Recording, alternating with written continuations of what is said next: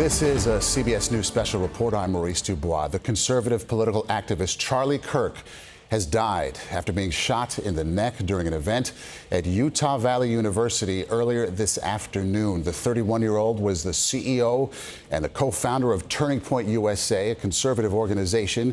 CBS News confirmed there had been threats against Kirk. A Utah Valley spokesperson says a suspect is not in custody. A motive is not known at this time. President Trump just posted on Truth Social the following: the great and even legendary Charlie Kirk is dead. No one understood or had the heart of the youth in the United States of America better than Charlie. He was loved and admired by all, especially me, and now he is no longer with us. Melania and my sympathies go out to his beautiful wife, Erica, and family. Charlie, we love you. The statement there from President Trump as Charlie Kirk, we are told now, has died. Scott MacFarlane, our justice correspondent, with me now from Washington. Scott, when it comes to the investigation, we were told earlier that there was a suspect, and now we're told that person has been let go. Yeah, a university statement given shortly after the shooting, it said a suspect was in custody and that the campus is closed. The university then changed the statement to reflect that a suspect is not in custody, or they took that part away from their statement, which gives the indication that there is either a manhunt underway or a suspect about which we don't know the condition or the location. The FBI and the ATF are among the investigators on the scene, along with local police. But let's take a look at that Utah Valley University statement. It says on September 10th, 2025, 12:20, it's Mountain Time, a single shot rang out in the quad near the food court on the Utah Valley University Orem campus. That's as Mr. Charlie Kirk began speaking at his planned rally. We can confirm that Mr. Kirk was shot. We don't know his condition. The suspect is not in custody. Police are still investigating. Campus is closed for the rest of the day. So you have federal law enforcement on scene. You have university police and local police. The FBI's Salt Lake City field office is there as well and responding. But there is no information now as to if there's a suspect that's known to law enforcement, where that suspect is, if a suspect is wounded, in custody, or otherwise. So we'll wait to see what law enforcement has to tell us. But that's obviously an enormous variable right now as the campus remains closed and as the country reacts to this tragedy. Okay, Scott MacFarlane, thank you so much. Certainly a shock to the system. Reaction pouring in from across the political spectrum this afternoon as Charlie Kirk, people trying to process his death here. Senior White House and political correspondent Ed O'Keefe joined us as we watch this video. Ed, this is the moment that he was shot. Blood was then seen pouring from the side of his head, from his neck, and now this. That's right. We're now more than an hour since this happened, and the concern and the prayers expressed by Republican leadership especially came quickly. We've seen several Democratic Party leaders as well condemn political violence in this country. This is yet another high-profile example of it. And I think, Maurice, it's important that we acknowledge that there are probably many people watching right now who don't necessarily know who Charlie Kirk is, are not familiar with the work he's been doing for the last several years, because in our increasingly digital and divided world, he may not have been served up to them in their algorithm and in their feeds. And he is a 31-year-old from the Chicago suburbs, as you said, founded this group, Turning Point USA, back in 2012, inspired by the Tea Party movement. And he very quickly became a really influential conservative leader, especially among younger conservatives, galvanizing them to vote for various Republican candidates, and became very close with the Trump family, the president, Donald Trump Jr. especially. He was among those that pushed now President Trump to select J.D. Vance as his running mate, believing that Vance reflected the future of the Make America Great Again movement, and was able to convince him to do that. And then last year, during the presidential transition, was in Palm Beach at Mar-a-Lago on a regular basis, meeting with the president directly, handpicking potential leaders for the new Trump administration, cabinet secretaries and other senior government officials, weighing in, saying that they were key to the new government. And he was hosting, in this case, as you can see there on the 10th, the American Comeback Tour. This was the opening of this tour that was set to go to other campuses across the country. They regularly draw thousands of people, mostly students, mostly men. And as you see there on the tent, it says, "Prove me wrong." He had this popular segment where he would essentially sit at a table, and in this case under a tent, and invite people who disagree with him on issues to, quote, prove me wrong. And they would have an exchange of ideas that was generally respectful. And it could be on anything from issues in the Constitution to something in the cultural zeitgeist at the moment. And the goal was to just have those free flow of exchanges between them. But he was most especially an influential and key figure in the Trump movement, again, close with the president, and many in the White House who this afternoon are quite stricken by this news. Our colleagues who are over at the White House say when this news broke, as they learned about it as we did, many of them rushed into closed-door meetings and have been seen to be quite upset by this, understandably, because this is somebody who worked with them to get Donald Trump reelected. And in many cases, probably weighed in on whether or not they should be holding the jobs they do, and would have campaigned alongside him back in the day. Okay, Ed O'Keefe, thank you for that. Vice President J.D. Vance weighing in, saying, eternal rest grant unto him, O Lord, sending out a prayer for Charlie Kirk. 31 years old, a major figure on the right. Even if you don't know him, he was known and loved by many people across the country. Let's go to our CBS News chief Washington analyst, Robert Costa. You can't overstate his impact on the right, Bob. A tragic moment with many developments at this time. The governor of Utah has just posted on social media, Governor Cox, that he spoke with President Trump and said that, quote, we will bring to justice the individual responsible for this tragedy. So President Trump, talking to many people involved on the phone, CBS News, has also just learned that the House of Representatives, led by Speaker Mike Johnson, Republican of Louisiana, just is called for a moment of silence to recognize the death of Charlie Kirk and to offer prayers for his family. This is a seismic political moment in American politics. While he is so young, as Ed O'Keefe said, he is someone with enormous influence and power. And this comes at a politically charged moment in this country where so many people feel on edge. You feel it when you cover events, when you cover the president of the United States. But this is someone, I have been covering conservative politics for nearly 20 years. He is such a star because of the way he articulated his views and was able to sit down with people not only on the right and in the center, but to sit down with figures like Governor Gavin Newsom of California and many Democrats. This is the death of someone with influence, but also the death of a rising political star. So many Republicans on Capitol Hill are heartbroken because they saw him as a friend. They also saw him as a real leader of conservative politics in this country. And for the president to make the statement about his death tells you a lot about how President Trump, who has been the Republican nominee for the past 3 presidential cycles, how he feels about this man. And it's hard to quantify and characterize the amount of anger, frustration, pain that is being felt in so many corners of American politics right now, especially those who knew Charlie Kirk. And Bob, he had no small part in helping Donald Trump get reelected, right? I mean, Trump gives him a lot of credit for getting out there and getting the youth votes. President Trump certainly does. Over the years, I've talked to President Trump, and he believes he's always at the center of his political movement, and he's the one who drives it forward. But even he has acknowledged in recent years that it was people like Charlie Kirk who, in the wake of his defeat in 2020, stood by him through legal challenges, through other issues.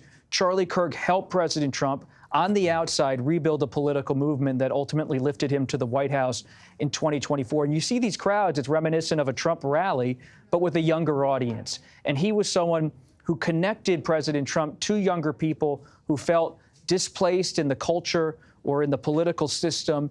And in the way others on the left and center have rallied youth, Charlie Kirk was someone who rallied youth on the right.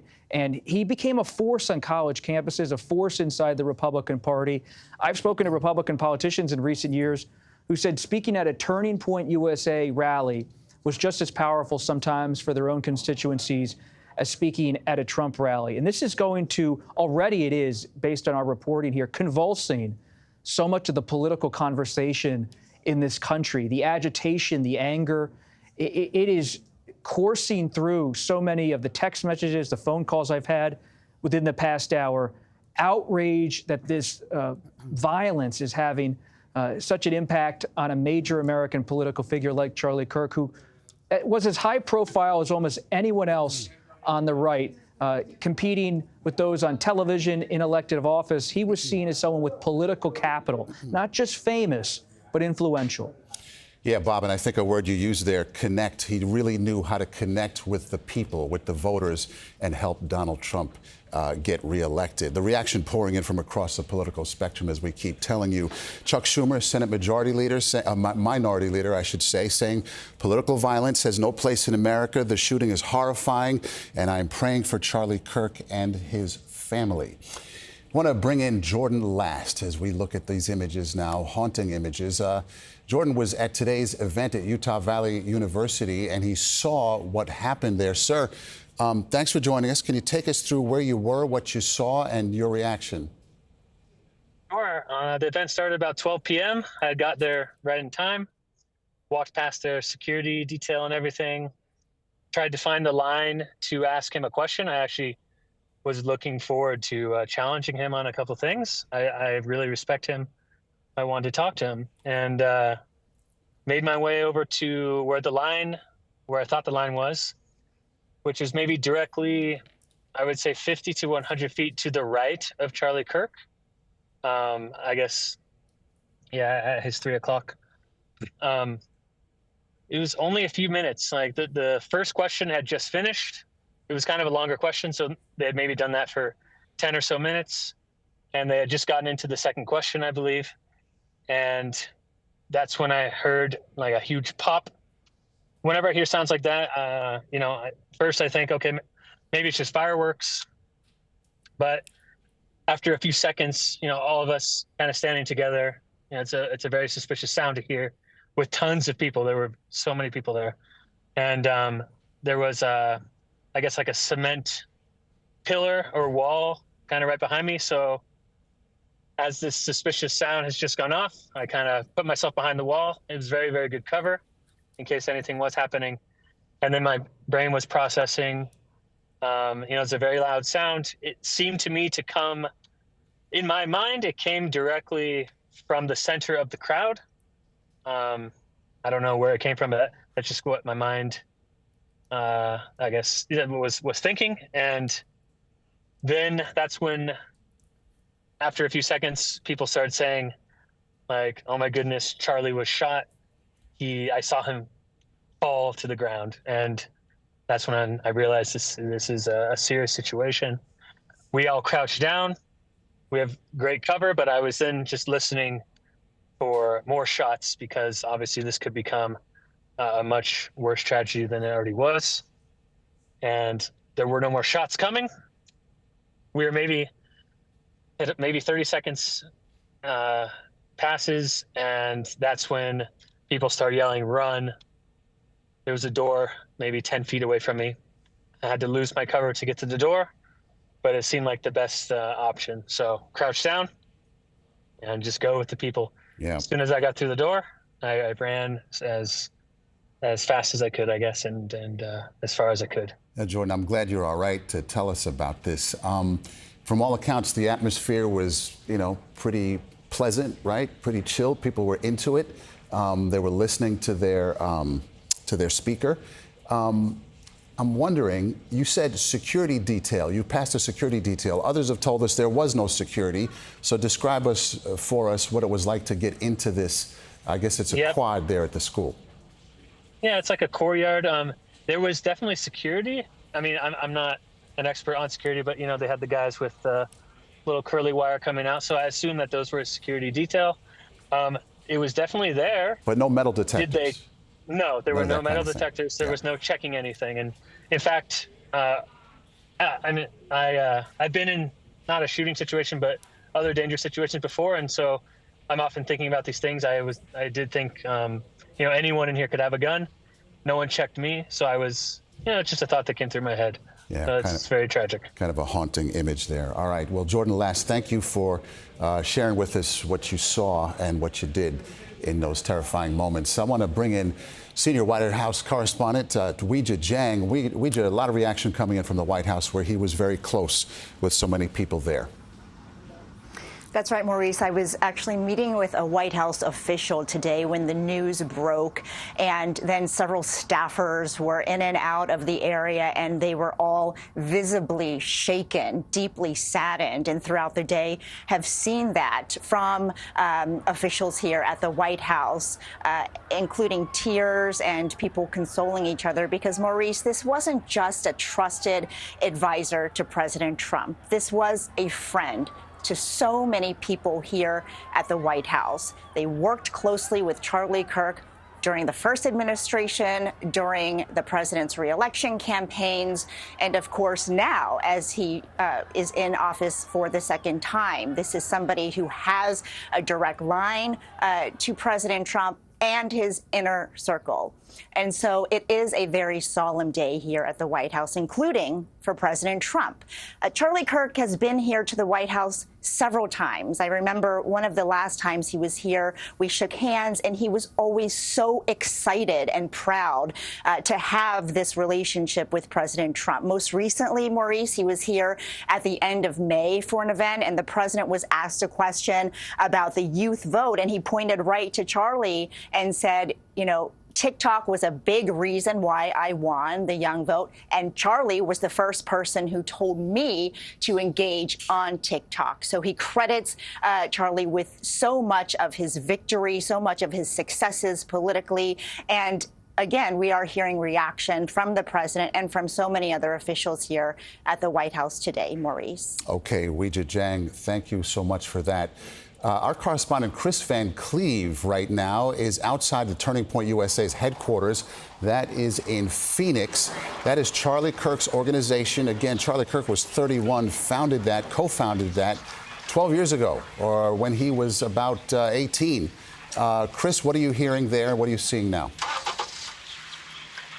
Well, the office behind us here, you can see, is now blocked off. There is security here. We understand employees were sent home after the shooting. We just watched one woman come up with 2 bouquets of flowers that were taken inside the building here. Charlie Kirk was an Arizona resident. Arizona Governor Katie Hobbs just put out a statement, Maurice, saying that she is deeply saddened by this news, adding that this tragedy is not about who Charlie Kirk supported politically. It is about the devastating loss of a father, a neighbor, and an Arizonan who called this state home and whose life was cut short by senseless violence. It's not the first time an Arizona political figure has been impacted by political violence. Of course, Gabby Giffords was shot and nearly killed at an event in Tucson here. So it does sort of echo of that. And I can tell you, in talking to people who do work on events with several of the MAGA influencers today, they are very rattled. One of them is saying this is literally his worst nightmare playing out, something that they thought about when they were doing big events. And now a rethinking of what that security footprint will look like. Ben Shapiro, we understand, has canceled an event he had tomorrow in California. His team certainly rethinking how they move forward with big public events. Okay, Chris Van Cleve outside Turning Point USA's headquarters there in Phoenix. It is just after 5 p.m. here on the East Coast. We're on the air with a special report as Charlie Kirk, the conservative activist, has died after being shot during an event at Utah Valley University. 31 years old. He was the CEO and co-founder of Turning Point USA, known for mobilizing young Republican voters. Kirk was shot in the neck earlier this afternoon. The suspect is still at large. Police say a search is underway. Utah Valley University police say they are going building to building right now to try to evacuate people who are still there. President Trump posted about Kirk on Truth Social. The great and even legendary Charlie Kirk is dead. No one understood or had the heart of the youth in the United States of America better than Charlie. He was loved and admired by all, especially me, and now he is no longer with us. Those words from President Trump.